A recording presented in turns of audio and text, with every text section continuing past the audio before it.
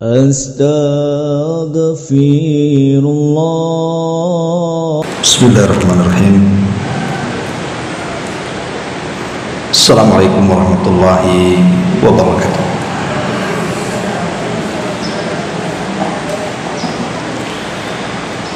Ya Abdillah wassalatu wassalamu ala Rasulillah wa ala alihi wa sahbihi wa mawalah wa la hawla wa la quwwata illa billahi wa ba'd. Alhamdulillah, di pagi ini kita bisa kembali duduk di Masjid Nurul Hidayah. Salat dan juga salam tentunya tahdiahkan kepada Rasul kita Nabi besar Muhammad sallallahu alaihi wa ala alihi wasallam. Pagi ini kita akan membahas satu nasihat dari Luqman Al-Hakim terhadap anaknya. Dan kita tahu bahwa Luqman Al-Hakim dicantumkan namanya dalam Al-Quran, bahkan dijadikan satu nama dalam Suratul Luqman. Kita tidak hendak membahas tentang nasihat-nasihat Luqman dalam Al-Quran karena pernah juga kita bahas di sini. Ada satu riwayat yang bagus sekali dari ucapan beliau terhadap anaknya. Qala Luqman Al-Hakim libnihi, ya bunay, la tuakhirit taubata, fa innal mauta ya'ti baghtatan. Wa man taraka al-mubadarat ila at-taubati bit-taswifi kana baina khataraini azimaini. Ahaduhuma an tatarakama adh-dhulmah ala qalbihi minal ma'asi hatta yasira rainan wa tab'an fala yaqbal al-mahwa. Wa thani an yu'alijahul marad awil mautu fala yajidu mahlatan lishtighali bil mahwi. Luqman Al-Hakim berkata kepada putranya, wahai putraku, janganlah engkau menunda-nunda taubat, karena kematian itu akan datang secara tiba-tiba. Barang siapa yang lalai untuk bersegera bertobat dengan cara menunda-nunda, maka dia terancam dengan dua bahaya besar. Pertama, kegelapan yang akan menumpuk dalam hatinya berupa kemaksiatan-kemaksiatan yang akan menjadi hiasan dan wataknya. Ketika itu maka ia tidak akan mendapatkan penghapusan dosa. Yang kedua, jika sakit ataupun kematian menimpanya, maka dia tidak memiliki kesempatan waktu untuk meminta dihapuskan dosa-dosanya.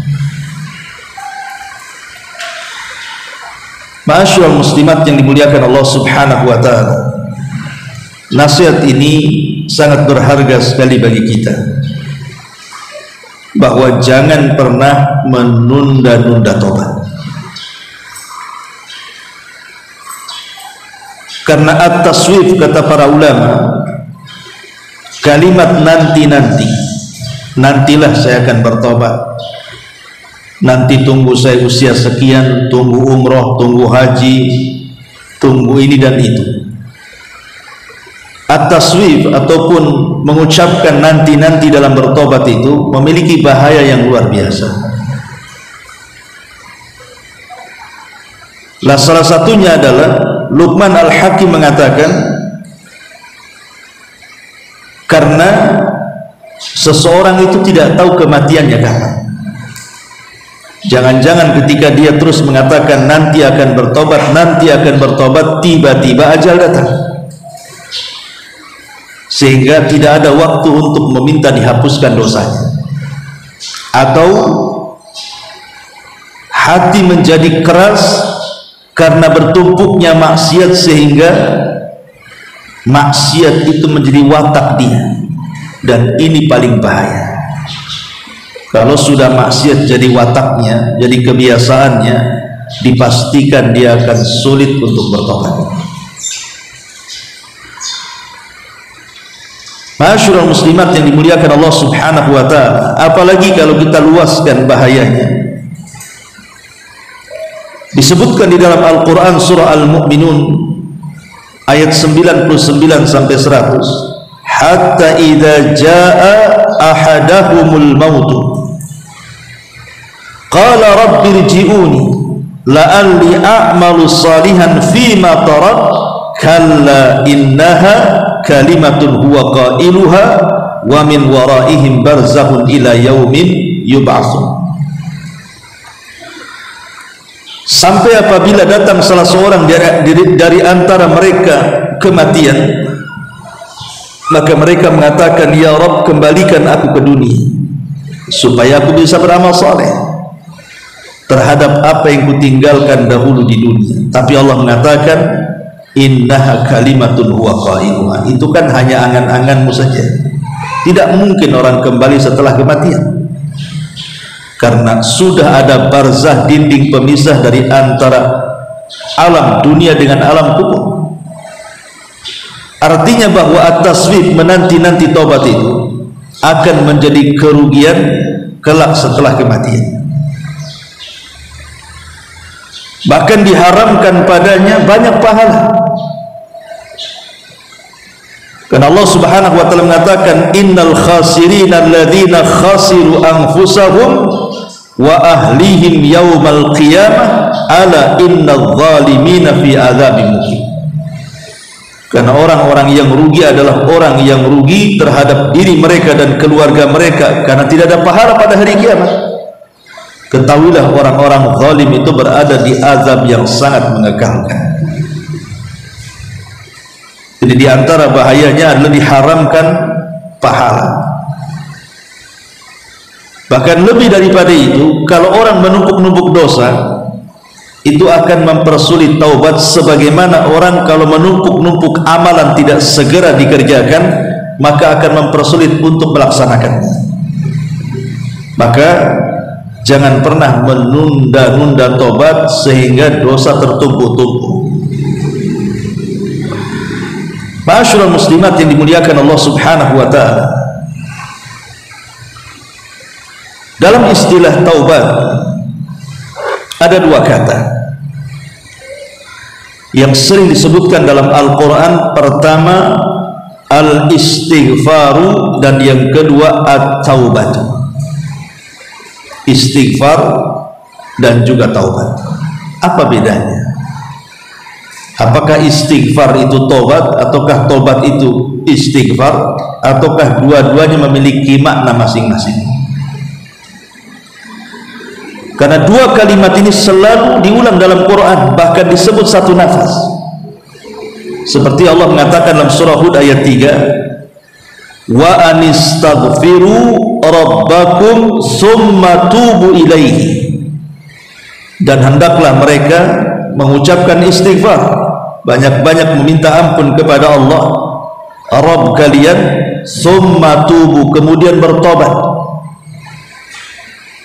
Dan juga Allah mengatakan dalam surah Hudnya ayat 52-nya, wa ya qaumi istaghfiru rabbakum summa tubu ilaihi, wahai kaumku, perbanyaklah istighfar kepada Rabb kalian, kemudian bertobat.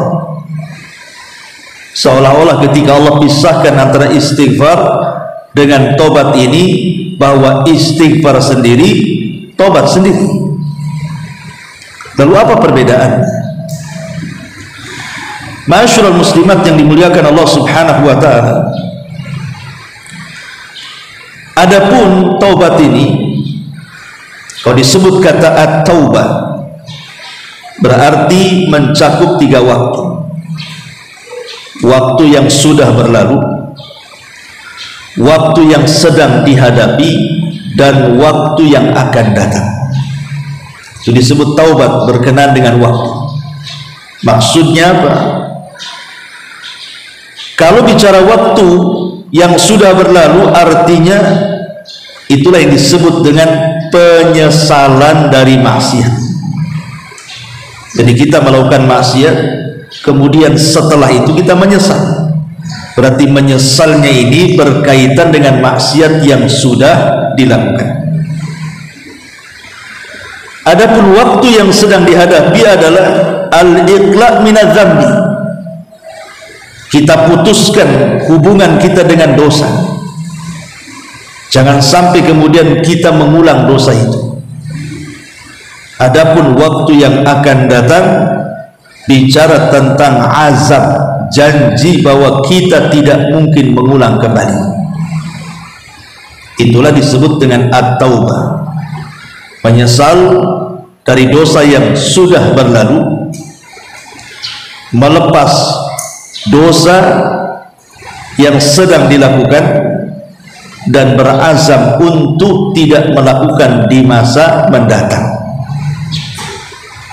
Makanya taubat itu kata para ulama ar-ruju'u 'anidz dzambi wan nadamu 'alaihi wa iltizamut ta'ati. Sebagian ulama mendefinisikan taubat itu artinya ar-ruju'u 'anidz dzambi, tidak kembali kepada dosa, dan ia menyesali dosa yang ia lakukan, dan dia berjanji untuk senantiasa merubah dari dosa dengan ketaatan. Inilah yang disebut dengan tobat. Artinya tobat ini bicara tentang perbuatan. Kalau kita melepas semua maksiat dan dosa yang pernah kita lakukan yang berkenaan dengan 3 waktu tadi. Adapun istighfar, istighfar itu artinya talabul maghfirati. Dia meminta bahwa kepada Allah Subhanahu wa taala bahwa dosa-dosanya itu supaya diampuni. Dan makna maghfirah sendiri artinya sitru minadz-dzambi, as-sitru minadz-dzambi. Jadi ketika ibu mengucapkan astagfirullah, apa maknanya? Ya Allah, tutupilah dosa. Itu artinya. Ya Allah, tutupi dosa. Karena hakikatnya dosa itu jangan sampai diketahui orang, kan? Kalau sampai diketahui orang bisa malu. Dan kita tahu bahwa kalau Allah Subhanahu wa taala sudah membongkar satu aib kita saja, itu sudah cukup menjadikan kita rendah di mata manusia.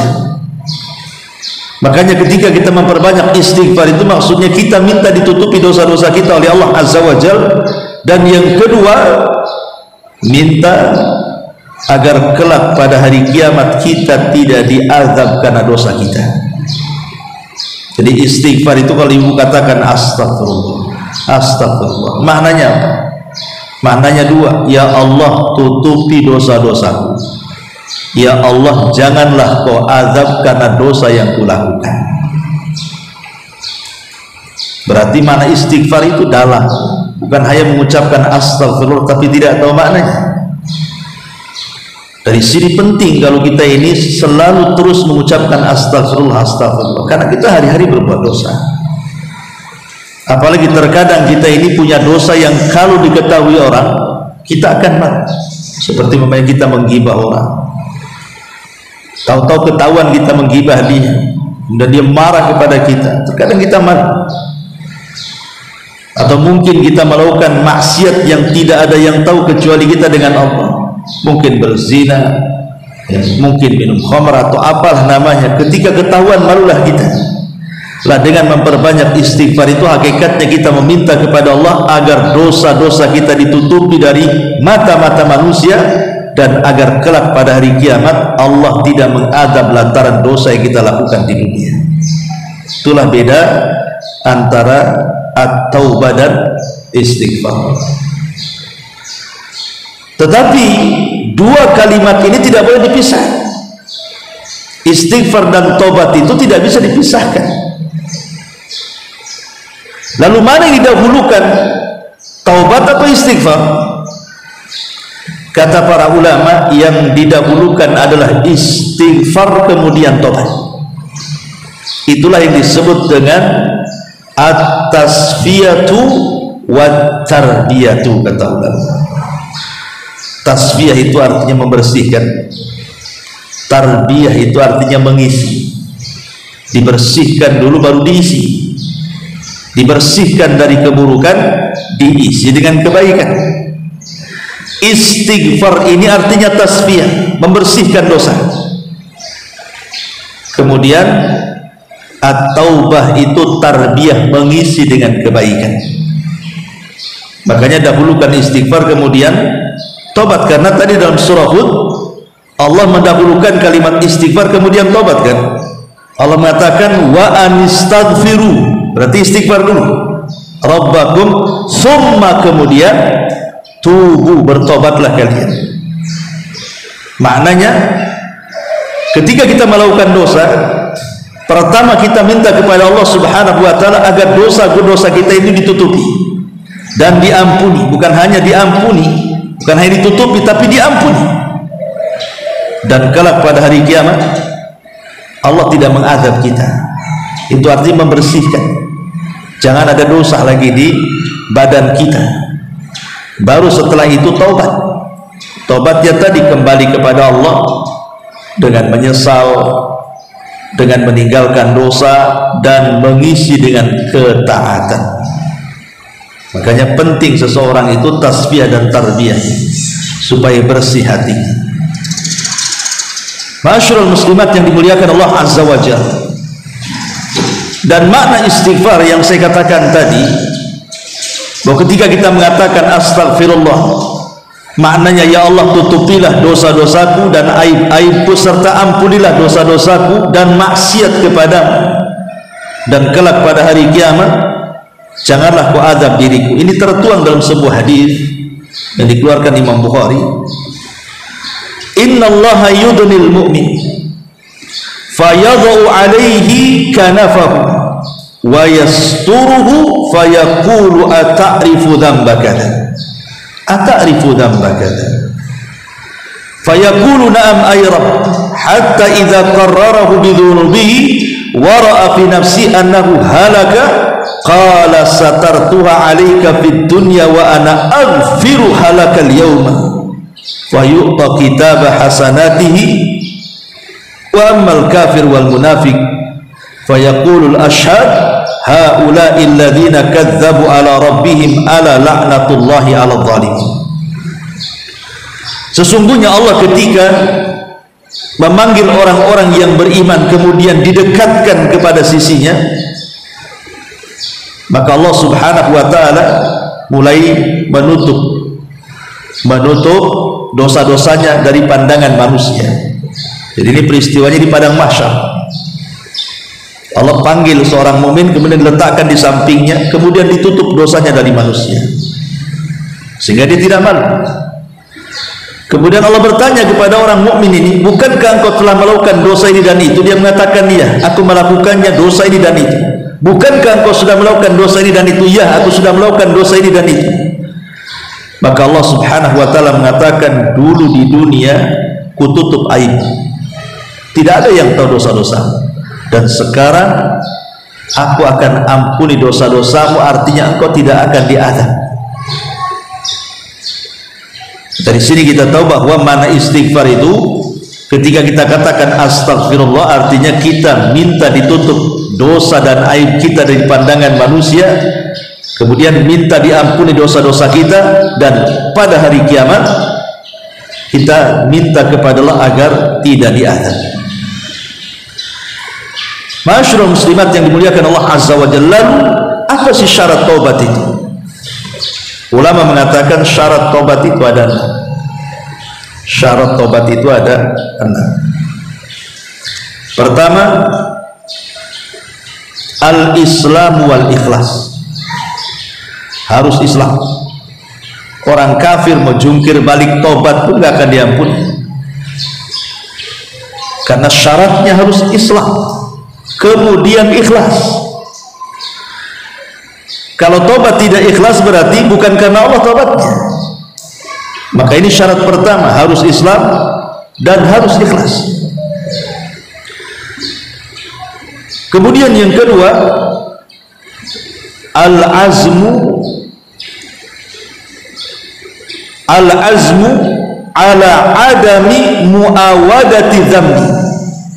Berjanji, kita mengikat janji dengan Allah Subhanahu wa taala untuk tidak mengulang dosa. Berjanji tidak mengulang dosa. Kemudian yang ketiga, an-nadamu ala ma salafa minhu minal ma'asi. Betul-betul menyesal, betul-betul dia menyesal kalau dia sudah banyak melakukan dosa di masa lampau.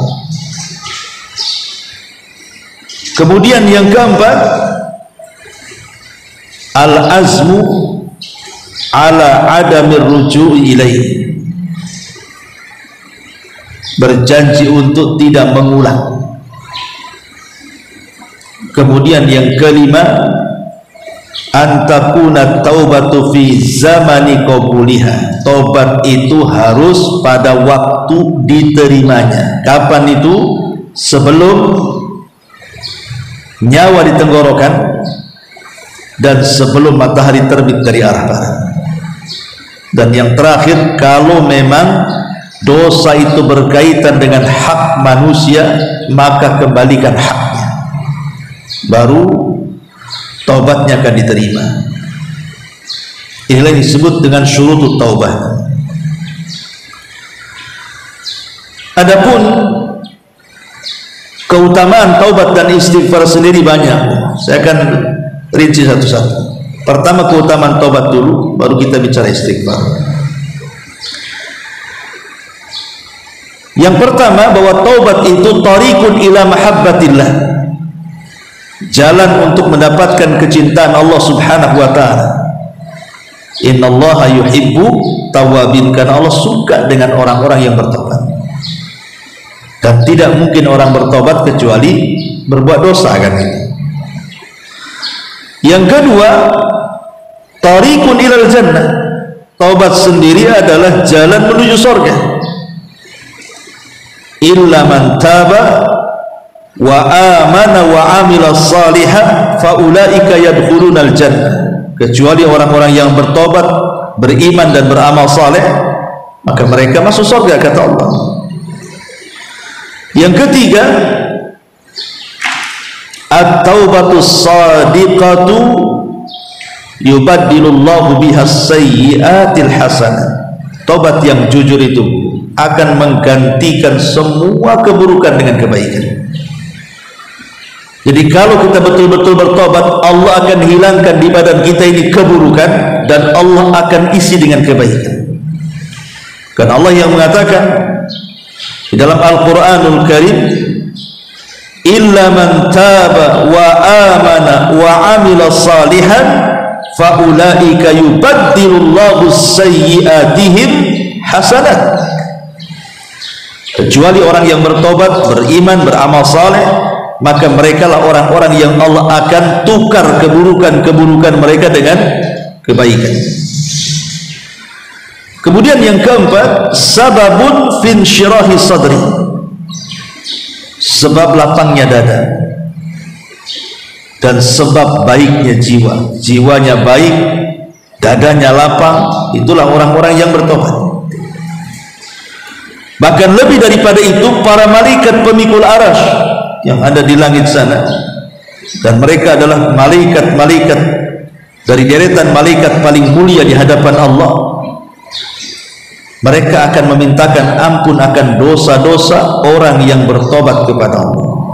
Alladzina yahmiluna al-arsya wa man haulahu yusabbihuna bihamdi rabbihim wa yu'minuna bihi wa yastaghfiruna lilladzina amanu.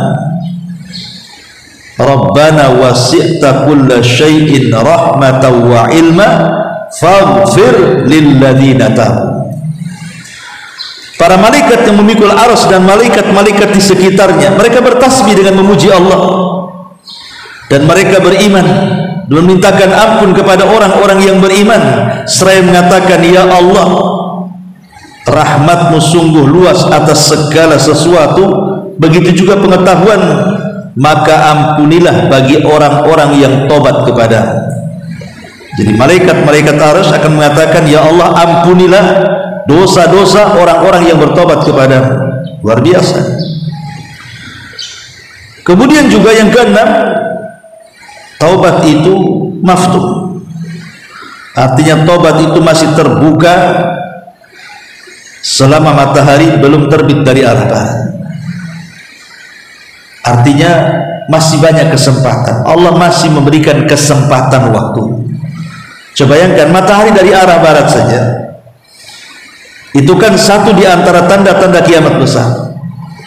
Dan sebelum matahari terbit dari arah barat itu, ada tanda-tanda yang datang sebelumnya yang menandakan bahwa tanda itu menunjukkan setelah ini matahari terbit dari arah barat. Lihat bagaimana Allah tidak sekonyong-konyong menerbitkan matahari dari arah barat, kecuali ada mukadimahnya. Untuk apa? Supaya ada kesempatan tobat. Belum lagi tanda-tanda kiamat kecil yang memulai. Kemudian yang nomor 7, bahwa at-taibus shadiq tuqbal minhu taubatuhu walau taqarrara minhu dzambu. Kalau orang benar-benar bertobat, jujur tobatnya, sekalipun kemudian dia terjerumus kepada dosa yang sama, tetap Allah ampuni. Kalau memang betul-betul tobatnya jujur, walaupun kita ternyata mengulang-ulang dosa yang sama, maka tetap Allah akan ampuni dosa kita. Contoh umpamanya ibu hari ini melakukan berbuat dosa, nyesel kali malamnya, kemudian bertobat sebelum tidur. Qadarullah besok pula terkalahkan hawa nafsunya, berbuat dosa lagi, tapi tobat lagi, menyesal lagi, dan begitu seterusnya. Maka selama tobat kita betul-betul shadiq, jujur, ingin berubah, tapi dengan hawa nafsunya terulang lagi, tetap akan dihapuskan dosanya. Dan di sini menunjukkan jangan pernah menumpuk-numpuk dosa. Kemudian yang nomor 8, bahwa ingat, dosa itu bisa menghitamkan hati dan tobat itu memutihkannya. Karena Rasul yang mengatakan, seorang hamba itu kalau melakukan kesalahan berarti akan diletakkan titik hitam di hatinya. Kalau 2 kesalahan 2 titik hitam, kalau 3 kesalahan 3 titik hitam, sehingga akhirnya semua hatinya terbalut dengan titik hitam dan mengeras. Dan ketika itu hatinya akan sulit untuk bertobat. Tetapi kalau seandainya dia terus beristighfar dan bertobat, maka kemudian hatinya akan sedikit demi sedikit memutih. Dan yang nomor 9, Allah bahagia, Allah senang ketika melihat hamba-hambanya bertobat. Dan itu disebutkan dalam Sahihaini dari hadis Abi Hurairah radhiyallahu, dari hadis Abdullah ibn Mas'ud radhiyallahu anhu. Jadi Rasul berkisah tentang seseorang yang safar. Safar dulu dengan sekarang kan beda. Bahwa safar dulu kan pakai unta, kemudian perbekalannya diletakkan di atas unta, kemudian harus melewati padang pasir. Jadi setelah dia lelah letih, kemudian dia istirahat karena kecapean di bawah pohon. Ketika dia terbangun, rupanya untanya hilang. Dia cari ke sana kemari, tidak ketemu, sampai dia putus asa. Kenapa? Karena minumnya di situ, makannya di situ, dia pun berkendaraan dengan unta yang hilang itu.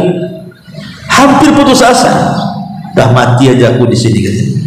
Akhirnya dia kembali ke tempat peristirahatannya sambil terlentang, sudah menunggu kematian. Ketika sudah puncak putus asa, tiba-tiba pula untanya di depan mata, udah di sampingnya untanya. Coba bayangkan, bahagia nggak orang kayak gini? Bahagia sekali.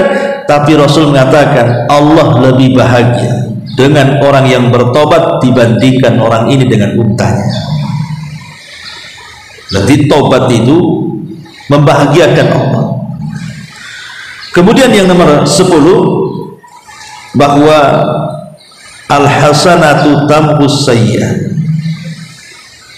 bahwa dalam tobat itu kan disertakan dengan melakukan kebaikan, dan kebaikan itu dipastikan akan menghapuskan kesalahan. Sebagaimana hadis ketika ada seorang kakek di zaman Nabi SAW, usianya sudah di atas 100 tahun, dan kakek ini banyak dosa, mulai dari kecil sampai dia tua dia berbuat dosa, tapi hidayah menyapa dia dan datang kepada Nabi.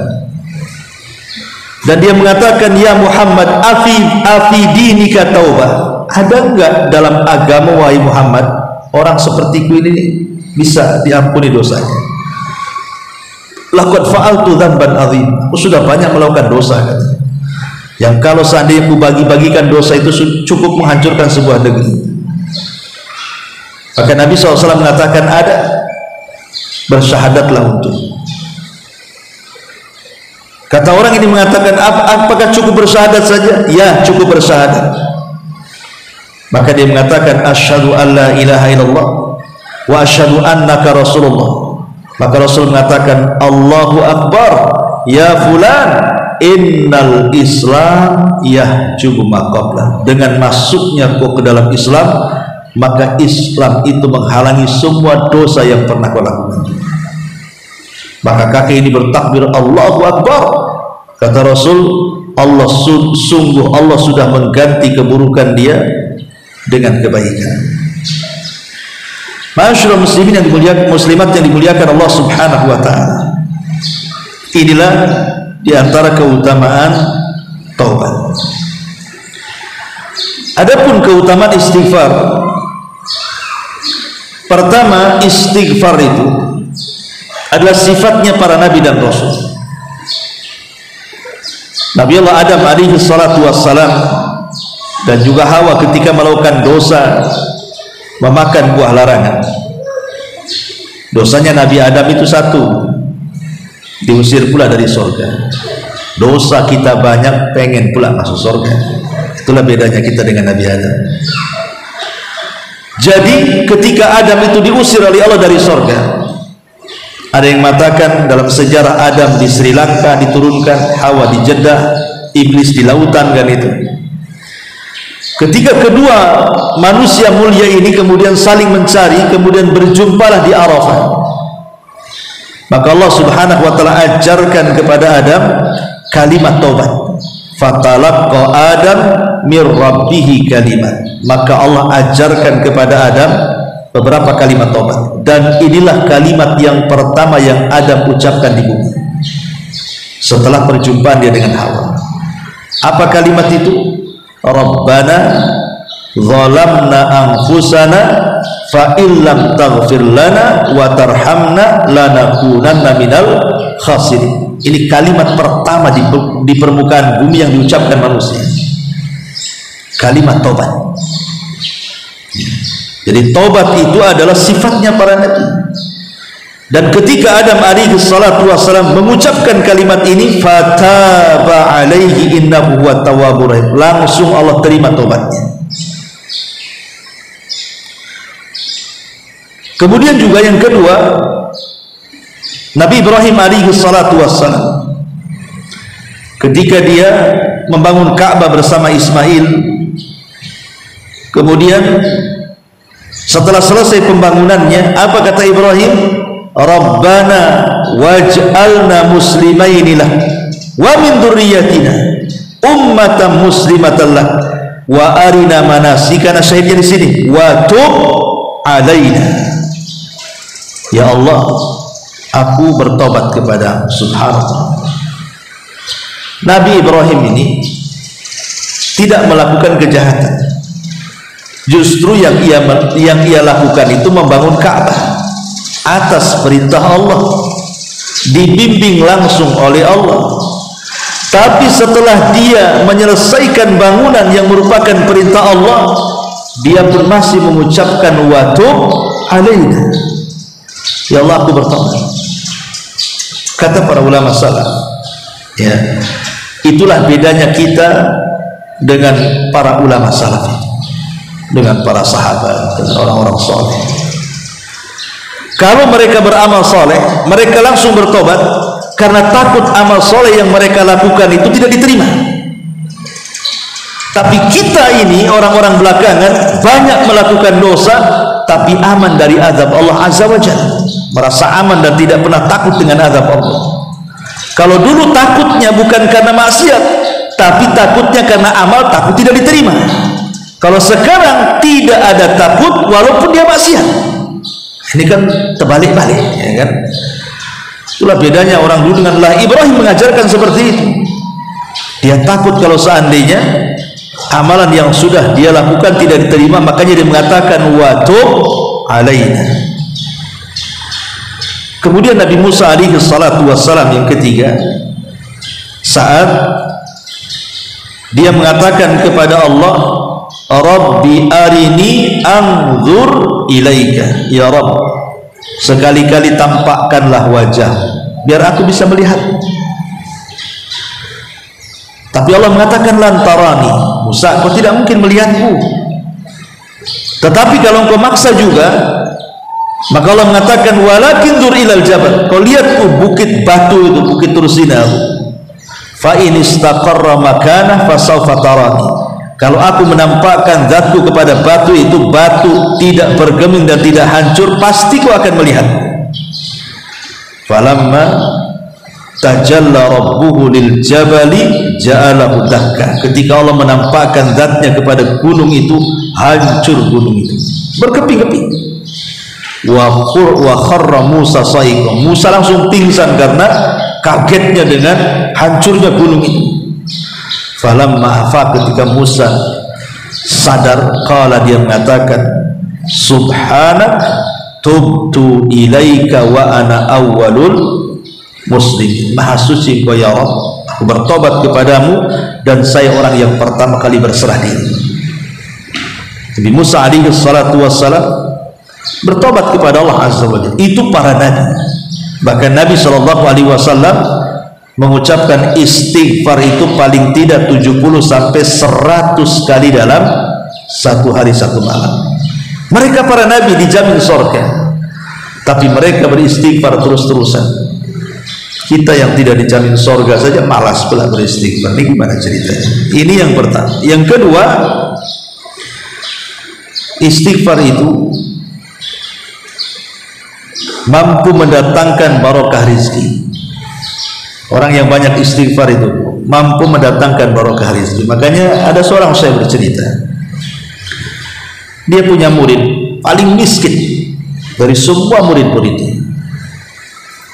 Sampai saking miskinnya syekh yang mengajar ini kasihan. Jadi dia yang kasih makan, kadang-kadang dikasih bekal untuk pulang. Tiba-tiba entah karena masalah ekonomi atau apa gitu kan, sudah beberapa tahun dia belajar kepada syekh itu, tiba-tiba menghilang sampai beberapa tahun, mungkin 4-5 tahun menghilang. Tiba-tiba kemudian datang membawa mobil yang sangat mahal sekali di Saudi sana, mobilnya bagus sekali. Ya kalau kita mungkin melihat orang riwayatnya miskin, tiba-tiba kemudian datang mobil, paling ibu langsung sodon, alah paling rental kan gitu ya, paling itu ke situ, itu rental aja kali ini. Jadi saya ini bertanya, itu mobil siapa? Kamu sudah lama? Dia, ini mobilku katanya. Ini mobilku, dan ini baru satu, ada lagi yang lainnya katanya. Dan aku alhamdulillah sudah punya rumah. Jadi saya ini heran, bagaimana dalam waktu yang singkat, yang beberapa tahun saja, kalau Allah luaskan rizki. Jadi Syekh ini bertanya, bagaimana caranya kau mendapatkannya? Maka dia mengatakan, demi Allah ya Syekh, ketika aku mencari pekerjaan, aku pun sudah hampir putus asa. Tapi aku ingat nasihatmu ketika membaca hadis Nabi SAW, man lazimal istighfar, barang siapa yang melazimkan istighfar, ja'alallahu min kulli dhikin faraja wa min kulli hamin makhraja wa razaqahullahu min haitsu la yahtasib. Bahwa siapa yang melazimkan istighfar maka kesempitannya akan diluaskan, kesedihannya akan membawa kebahagiaan, dan akan diberikan rezeki dari arah yang tidak disangka-sangka. Setiap hari entah berapa ribu aku mengucapkan astagfirullah, astagfirullah, astagfirullah. Akhirnya Allah tampakkan mukjizatnya, Allah mudahkan usaha saya. Sekarang lihatlah ini hasilnya, itulah keyakinan yang luar biasa. Kalau Allah subhanahu wa ta'ala sudah berkehendak, kan, sebentar aja memberikan kekayaan. Sebagaimana kalau Allah berkehendak memiskinkan pun sebentar juga. Ya.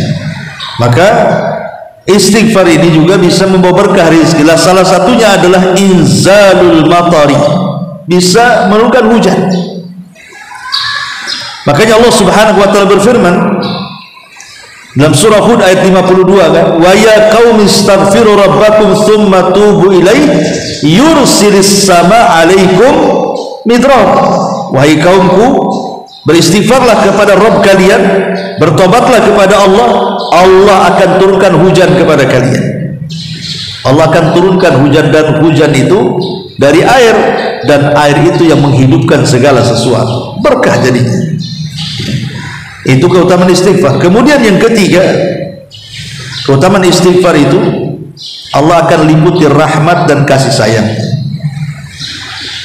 Ketika Allah subhanahu wa ta'ala bicara tentang Nabi Syuaib alaihi salatu wassalam, ketika berdebat dengan kaumnya, lah salah satu ucapan Nabi Syuaib apa? Wa astaghfiru rabbakum tsumma tubu ilaihi inna rabbi rahimun wadud. Kalian beristighfarlah kalian wahai kaum, perbanyak istighfar kepada Rabb kalian, kemudian bertobat, karena Rabbku adalah maha penyayang lagi maha pengasih. Artinya penyayang di sini rahmat. Jadi orang yang memperbanyak istighfar akan diliputi rahmat Allah, kasih sayang Allah azza wa jalla. Dan kalau Allah sudah sayang dengan kita, apapun yang kita minta pasti dikasih. Namanya orang sayang. Sesama manusia, kan, sayang aja apapun permintaannya pasti diusahakan. Macam mana walillahil mathalul a'la, kalau Allah sayang dengan kita, apapun panjatan doa pasti kita dikabulkan. Dan itu dengan cara memperbanyak istighfar. Kemudian juga di antara keutamaan istighfar adalah tajlibun ni'am atau tujlabun ni'amu wa tudfa'un naqamu, bisa menarik nikmat dan bisa menghindar dari bala. Orang kalau banyak istighfar maka bala akan dijauhkan dan nikmat akan didekatkan, seperti yang dikatakan al-Imam Ibnul Qayyim rahimahullahu ta'ala dan juga al-Imam Ibnu Katsir rahimahullahu ta'ala. Kata beliau, Ibnu Katsir mengatakan, idza tubtum ilallah wastaghfartumuhu wa ata'tumuhu kathuraz rizqu alaikum wa asqakum min barakatis samawati wa ambatalakum min barakatil ardi wa ambatalakumuz zar'a ila akhir kata-kata beliau. Apabila kalian bertobat kemudian istighfar mentaati Allah, maka Allah akan luaskan rezeki kalian, Allah akan berikan barokah dari langit, dan Allah juga akan berikan barokah dari bumi, kata Imam Ibnu Katsir rahimahullah ta'ala. Kemudian juga yang selanjutnya daf'ul uqubah, bisa mencegah adanya uqubah, adanya azab yang akan menimpa. Kita tahu bahwa keamanan yang Allah berikan kepada kita itu kan dikarenakan dua sebab. Kenapa kita tidak diazab? Seperti azabnya umat-umat dulu, kan, bagaimana umatnya dulu ditenggelamkan, bagaimana umatnya Sodom kemudian dihancurkan dengan cara diangkat negerinya ke langit kemudian ditumpahkan, kemudian kaum Ad yang diangkat ke langit 7 hari 7 malam kemudian dijatuhkan seperti tunggul-tunggul kurma, dan macam-macam lah azab-azab umat dulu. Lah sekarang kan banyak orang bermaksiat, kan, kufur dengan Quran, kufur dengan Nabi SAW, bahkan cenderung mengolok-olok Islam. Kenapa tidak diturunkan azab seperti dulu orang-orang diazab karena mengejek Nabi? Salah satunya karena kedatangan Nabi Shallallahu Alaihi Wasallam itu membawa rahmat. Salah satu rahmatnya kepada orang kafir, mereka tidak diazab sebagaimana para pendahulu mereka. Ulama mengatakan bahwa kita aman dari azab itu karena dua perkara. Pertama, karena Nabi berada di tengah-tengah kita. Yang kedua, karena kita banyak istighfar. Itulah yang disebutkan di dalam Al-Quran, wa ma kana Allahu liyu'adzibahum wa anta fihim wa ma kana Allahu mu'adzibahum wa hum yastaghfirun. Al-Anfal ayat 33. Dan tidak Allah mengadab sebuah kaum kecuali karena engkau wahai Muhammad ada di situ. Dan tidaklah Allah mengadab sebuah kaum selama kaum itu memperbanyak istighfar. Nabi SAW sudah meninggal, artinya pintu keamanan satu sudah tidak ada, berarti tinggal satu kan, karena Rasul sudah ada di tengah-tengah kita, sudah meninggal, berarti pintu keamanan azab itu tinggal satu lagi. Kalau yang satu ini hilang, maka siap-siaplah diturunkan azab. Apa itu? Istighfar. Dan Allah yang mengatakan Allah tidak akan mengadab sebuah kaum kalau engkau Muhammad ada di situ, dan Allah tidak akan mengadab sebuah kaum kalau kaum itu senantiasa istighfar. Kalau dua-duanya hilang, datang azab ya. Maka istighfar ini bisa mencegah azab Allah Subhanahu wa ta'ala. Termasuk juga istighfar itu sebab hancurnya setan. Kenapa setan sampai dikutuk? Kenapa setan sampai dibinasakan oleh Allah Subhanahu wa ta'ala sedemikian rupa? Dikutuk sampai kiamat dibangkitkan. Apa kata setan? Iblis loh yang ngomong sendiri. Apa kata iblis? Halakat Bani Adam bidzulum wa ahlakuni bil istighfar. Hancurnya Bani Adam itu karena dosa, tapi hancurnya aku karena istighfar. Maksudnya apa? Hancurnya aku, kata iblis, karena istighfar. Coba kalau seandainya iblis ketika diturunkan ke dunia, dia mengikuti jejak Nabi Adam. Rabbana zalamna anfusana wa illam taghfir lana wa tarhamna lanakunanna minal khasirin. Pasti dia akan diampuni sebagaimana Allah mengampuni Adam kan? Tapi dia tidak mau mengucapkan istighfar. Iblis tidak mau mengatakan astagfirullah, malah kemudian dia menjadi jahat, makanya dikutuk sampai kiamat. Jadi sebab hancurnya iblis itu juga karena istighfar kan, artinya karena tidak mau mengucapkan astagfirullah, tidak sebagaimana Adam dan Hawa. Ini juga diantara keutamaan istighfar. Kemudian juga diantara keutamaan istighfar adalah hilangnya semua masalah.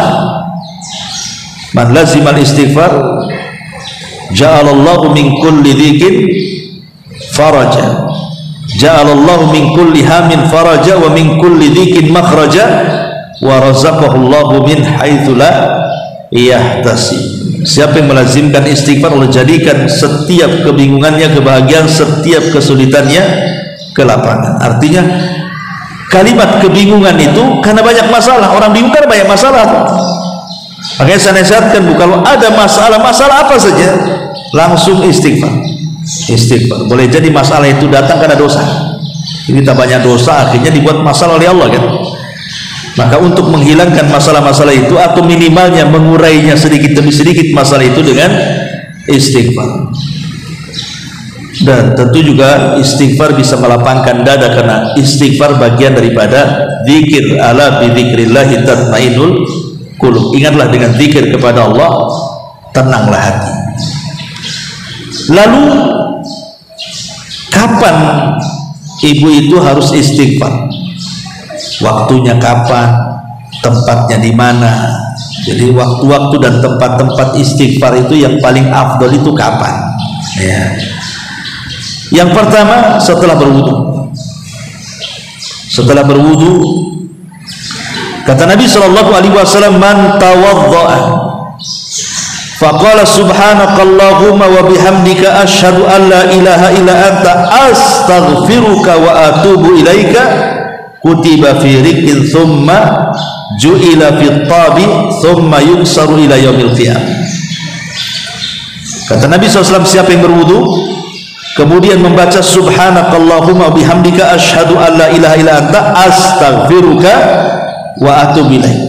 Di sini ada kalimat astaghfiruka.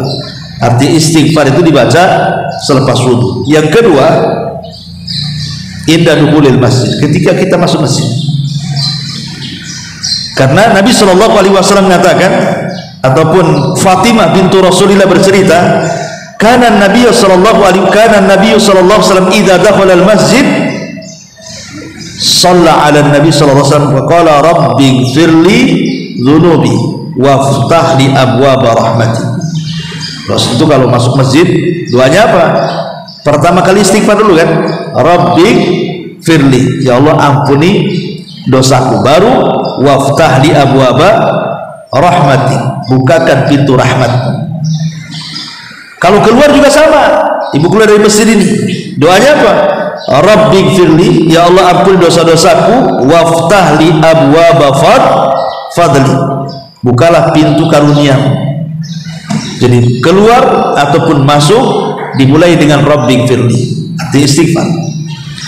Kemudian yang ketiga, ketika seseorang sedang sholat, selesai sholat, zikir wirid sholat, makanya saya katakan, kalau ibu habis sholat jangan baca-baca wirid yang lain, baca dulu astagfirullah 3 kali, baru setelah itu ambil wirid-wirid yang lain. Kenapa fungsinya Bu? Karena untuk supaya menempel kekurangan saat sholat.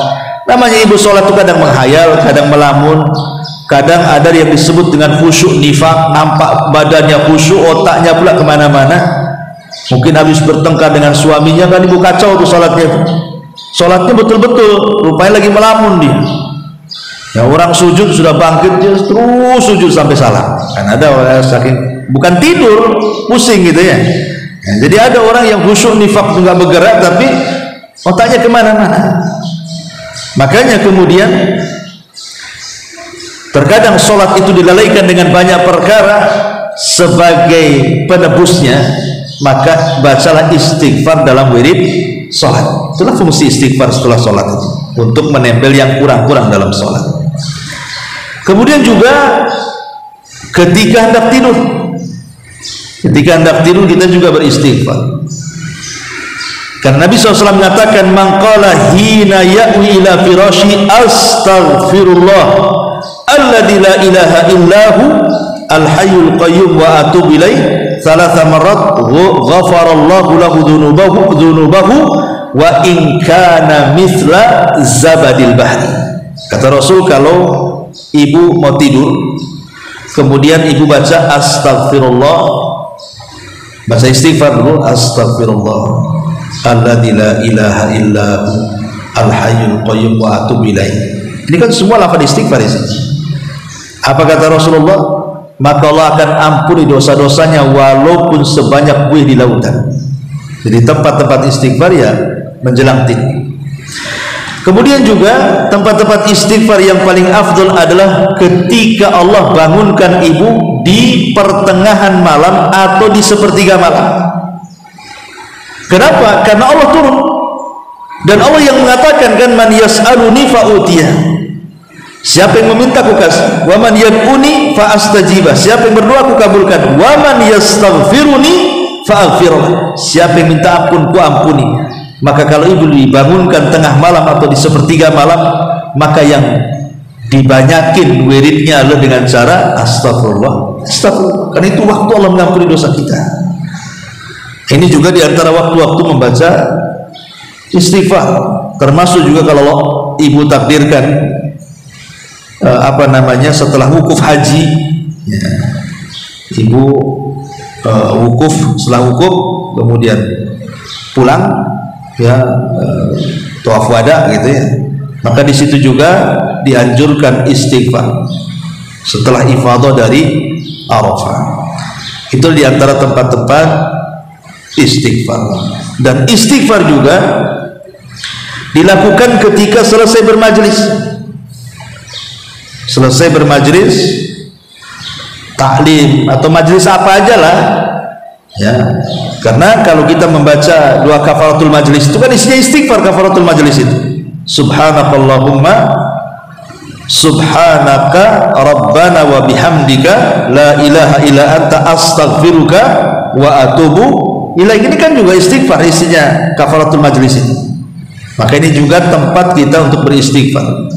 Karena namanya bermajlis itu kalau lagi majelis taklim ya mungkin enak kan Bu, karena kan ibu dengar ayat, dengar hadis, insya Allah tidak ada dosa kan itu. Tapi kalau ibu bermajlis di luar majelis taklim yang ngerumpi umpamanya berlima, berenam, bertiga gitu, ngomongin macam-macam, kadang-kadang adalah kepeleset. Siapa kan kalau tidak mungkin lisan ini gak kepeleset kalau terlalu banyak ngomong lah. Makanya kalau ibu ngobrol dengan kawan-kawannya sejam 2 jam ngerumpi itu, baca majelis doa kafaratul majlis ya. Jangan pula kawannya karena tidak paham, ustazah aja katanya, ini kan bukan majelis taklim. Kafaratul majlis ini bukan untuk majelis ilmu saja, majelis apapun. Supaya apa? Mungkin dalam majelis itu kita menghina, merendahkan, menggibah, membuli apa. Nanti dengan kafaratul majlis itu sebagaimana masuk di majelis itu kita tidak berdosa, keluar pun tak ada dosa gitu maksudnya. Itulah pentingnya istighfar kafaratul majlis di majelis taklim itu. Ini juga tempat istighfar. Kemudian juga tempat istighfar adalah atau waktu istighfar lah ketika usia kita sudah senja. Ibu yang usianya 50, 60, 70 itu seperbanyak istighfar. Kenapa? Karena ketika turun ayat idza jaa nasrullahi wal fath, idza jaa nasrullahi wal fath wa ra'aitan nas yadkhuluna fi dinillahi afwaja fasabbih bihamdi rabbika wastaghfir. Aisyah ummul mukminin radhiyallahu anha ketika menceritakan ayat ini, ketika Allah berikan kemenangan kepada Nabi, Allah bukakan pintu Mekah sampai Allah buatkan hajjatul wada, maka kegiatan Nabi sudah selesai, wahyu sudah disampaikan, umat sudah banyak masuk Islam. Maka kesibukan Nabi adalah bertasbih, bertahmid dan istighfar di waktu sejanya. Itu dilakukan Nabi. Dan Nabi SAW selalu membaca dalam ruku dan sujudnya subhanakallahumma rabbana allahumma gfirli. Artinya di waktu-waktu senja ini, di waktu-waktu yang sudah tua, itu yang harus banyak dibanyakin itu dibandingkan zikir yang lainnya. Minta supaya dosa-dosanya diampuni, karena kalau sudah tua itu kan pengalaman dosanya kan udah banyak ya kan, karena sudah berlalu waktu muda arti banyak dosanya, sehingga kalau sudah tua ini yang paling banyak diucapkan kalau bisa astagfirullah, astagfirullah, astagfirullah. Kata Imam Ibnul Qayyim rahimahullahu ta'ala, siapa yang membiasakan di waktu senjanya dengan istighfar, maka tanda hidayah taufik menyapanya.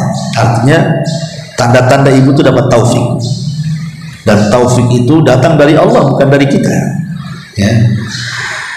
Masyaallah muslimat yang dimuliakan Allah Azza wa Jalla. Dan yang terakhir, kalau kita sudah istighfar, sudah bertobat kepada Allah Azza wa Jalla, kira-kira ada nggak tanda-tanda bahwa kita ini diterima tobatnya, diterima istighfarnya?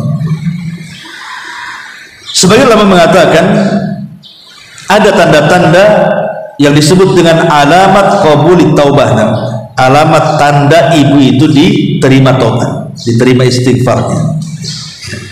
Pertama, bughdul ma'asi wa kurhul audati ilaiha. Ibu merasa benci dengan maksiat dan betul-betul tak mau lagi balik ke maksiat itu. Semata-mata melihat botol minuman saja benci dia melihatnya.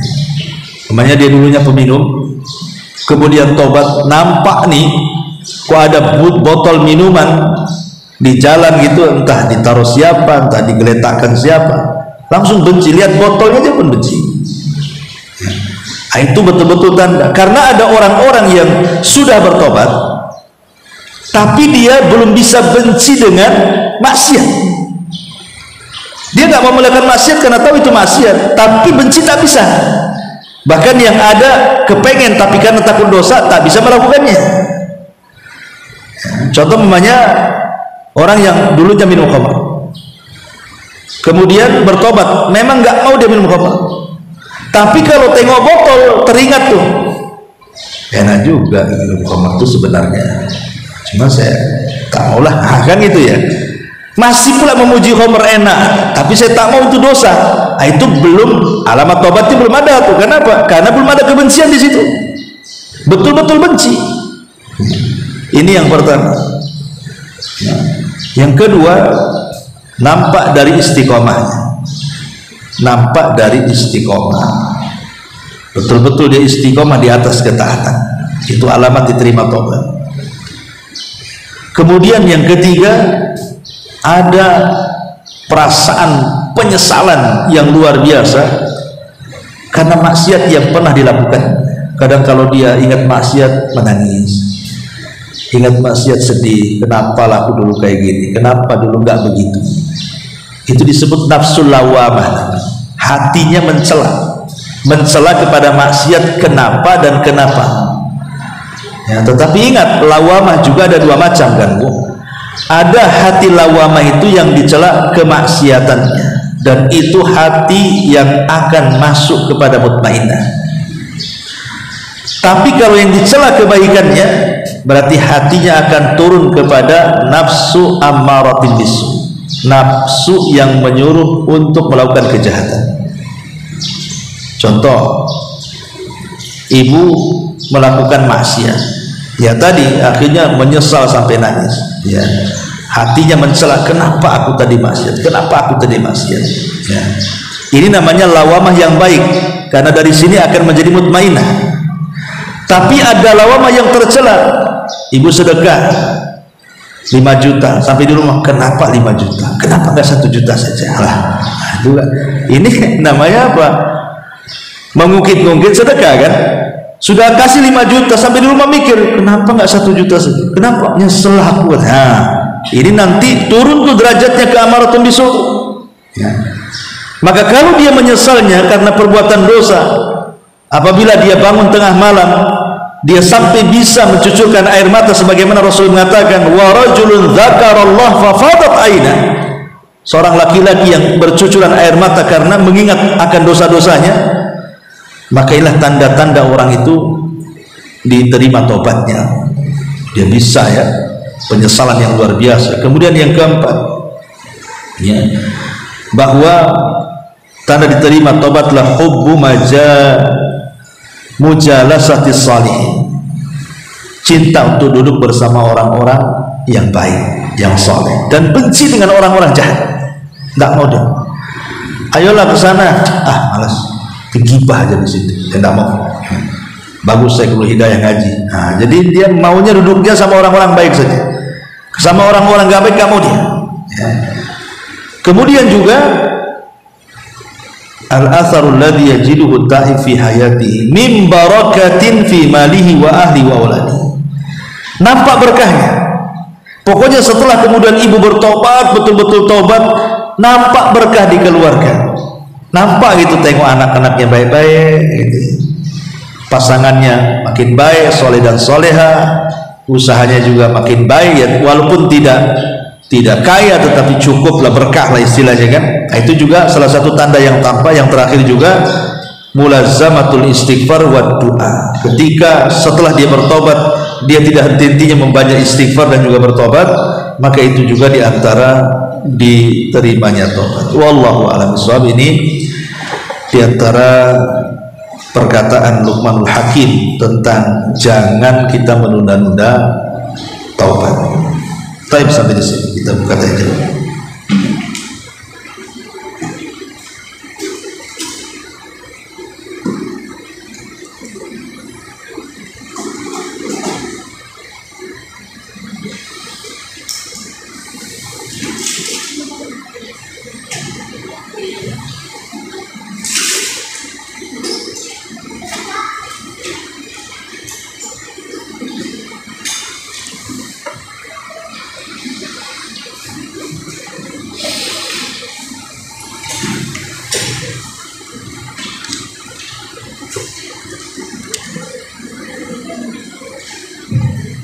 Ustaz. Iya. Nafas istighfar itu sendiri yang di luar waktu selesai sholat itu apa saja Ustaz? Setelah sholat wirid. Di luar setelah sholat kan hanya astagfirullah, astagfirullah, astagfirullah. Kalau nafas istighfar ketika mungkin kita menapaskan, mungkin saat kita sedang tidak dalam keadaan kita dan usaha kita sedang berguna jadi malam hari atau keseharian ketika kita sedang duduk atau bagaimana, kita sebaiknya apa ya? Istighfar yang seperti apa? Astagfirullah wa atubu ilaih, atau astagfirullah saja, astagfirullahaladzim, mungkin. Iya, sebenarnya lafaz istighfar itu apapun bisa, baik disingkat astagfirullah atau astagfirullahaladzim, astagfirullah wa atubu ilaih. Ya tentu dengan menggabungkan istighfar dan taubat jauh lebih baik, ya, karena dua permintaan kan, istighfar dan taubat. Tetapi sekali lagi, kalau istighfar dan taubat itu kan bukan hanya sekedar ucapan ya, harus ada perbuatan. Berarti kalau kita hanya mengucapkan astagfirullah wa atubu ilaih ini berarti masuknya kepada zikir, bukan kepada pembahasan yang kita bahas di sini. Ini kan kita lebih kepada betul-betul tobat meninggalkan dosa. Tapi kalau kita lagi duduk astagfirullah, ini masuk pada bab zikir. Ya, kita sedang berzikir kepada Allah Subhanahu wa taala. Ya kalau cerita istighfar ya paling baik ya sayyidul istighfar. Itu paling baik. Kalau kita malas nih, astagfirullah, malas lah. Ya umpamanya satu hari sampai beludah gitu ya. Mungkin banyak istighfar itu kalau memang malas. Pada itu baik kan, maka cukup ambil pagi sayyidul istighfar, petang dengan sayyidul istighfar. Allahumma anta rabbi la ilaha illa anta khalaqtani wa ana abduk wa ana ala ahdik wa wa'dika mastata a'udzu bika min syarri ma sana abu bi nikmatika alayya wa abu bi dzambi faghfirli fa innahu la yaghfiru dzunuba illa anta. Kata Rasul, siapa yang dibaca di pagi, kalau Allah takdirkan meninggal pasti masuk surga. Kalau dibaca di sore hari kemudian malamnya meninggal pasti masuk surga. Jadi kalau kita malas baca istighfar dengan ratusan atau ribuan kali, maka ambillah sayyidul istighfar di pagi dan petang. Tapi kalau hanya dijadikan wirid, yaitu maksudnya bab zikir, ya. Tapi kalau maksudnya memang bab tobat, ya maksudnya ya kita mengambil tempat-tempat yang mustajab doa kan, ambil sepertiga malam, istighfar betul-betul kita meminta kan, dengan dihayati dan renungkan. Ketika kita mengucapkan astagfirullah itu artinya ya Allah tutupi aibku, ya Allah tutupi aibku gitu ya. Ya Allah janganlah dosaku ku adab, janganlah seolah-olah seperti itu, cuma disingkat aja astagfirullah. Kalau mau dipanjangkan itu seolah dia mengatakan ya Allah tutuplah aibku dosaku, ya Allah ampuni dosaku, ya Allah jangan ku adab karena dosaku. Cuma disingkat astagfirullah, kan enak gitu ya. Makanya pentingnya kita memahami makna itu supaya yang kita ucapkan itu berasa.